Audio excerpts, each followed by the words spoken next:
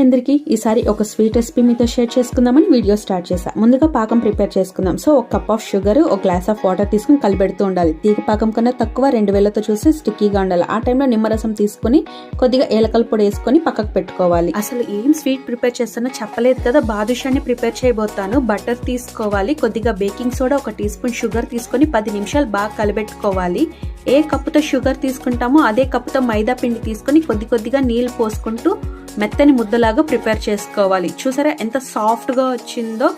పక్కకు పెట్టేసి కడాయి తీసుకొని కావాల్సినంత నూనె పోసుకొని, నూనె వేడైన తర్వాత మనం చేసుకున్న బాదుషాల్ని ఒక్కొక్కటిగా నూనెలో యాడ్ చేసుకోవాలి. లో ఫ్లేమ్లో హై ఫ్లేమ్లో పెట్టుకొని బాగా కాలనిచ్చి మనం ప్రిపేర్ చేసుకున్న పాకంలో కాసేపు బాగా ఊరనివ్వాలి. బాగా ఊరిన తర్వాత ఒక ప్లేట్లోకి తీసుకొని ఆరబెట్టుకోవాలి. నేనైతే ఇలా గార్నిష్ చేసుకున్న, చాలా బాగా వచ్చింది. మీరు కూడా ఒకసారి ఇంట్లో ట్రై చేయండి. Thanks for watching. బాయ్.